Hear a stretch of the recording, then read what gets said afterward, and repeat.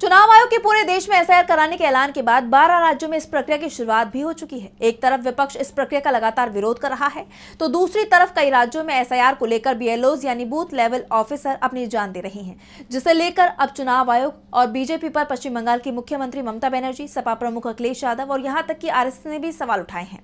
तो क्या है वो सवाल, जानेंगे इस रिपोर्ट में। एसआईआर को लेकर विपक्ष चुनाव आयोग और बीजेपी पर हमलावर है, साथ ही कई आरोप लगा रहा है, तो दूसरी तरफ काम के प्रेशर के चलते बीएलओज की जान जाने के मामले ने सियासत को और गर्मा दिया है। पश्चिम बंगाल में अब तक 7 से ज्यादा बीएलओज ने अपनी जान दे दी है, जिसे लेकर सीएम ममता बनर्जी ने चुनाव आयोग पर जबरदस्त निशाना साधा। उन्होंने बंगाल के chief election officer Manoj Agarwal पर हमलावर होते हुए कहा कि बीएलओज को अपनी जान नहीं देनी चाहिए क्योंकि जिंदगी बहुत कीमती है। फिर भी इन्हें कोई रहम नहीं आया और बीएलओज से मिलने और उनकी बात सुनने में ही 48 घंटे लगा दिए।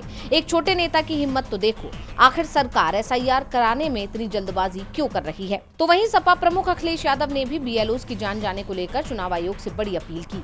उन्होंने कहा कि यूपी में एसआईआर के दौरान मानसिक शारीरिक रूप से आहत होने के कारण जिन लोगों की जान जा रही है, उनके लिए चुनाव आयोग से ये सीधी अपील है कि वो 1 करोड़ का मुआवजा दें।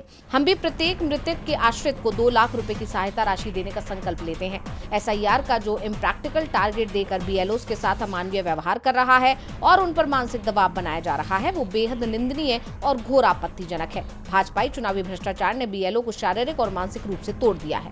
तो अब जो बातें अखिलेश यादव ने कही हैं, उनका समर्थन आरएसएस भी करता दिखाई दे रहा है। आरएसएस से जुड़े अखिल भारतीय शैक्षिक महासंघ यानी एबीआरएसएम ने बीएलओ की जान जाने के मामले में सवाल उठाते हुए कहा कि एसआईआर की समय सीमा बढ़ाई जाए और इस प्रक्रिया के दौरान जिन लोगों की जान गई है, उनके परिवारों को 1 करोड़ रुपए का मुआवजा दिया जाए। बीएलओ के रूप में काम कर रहे टीचर्स को दबाव और धमकी का सामना करना पड़ा है।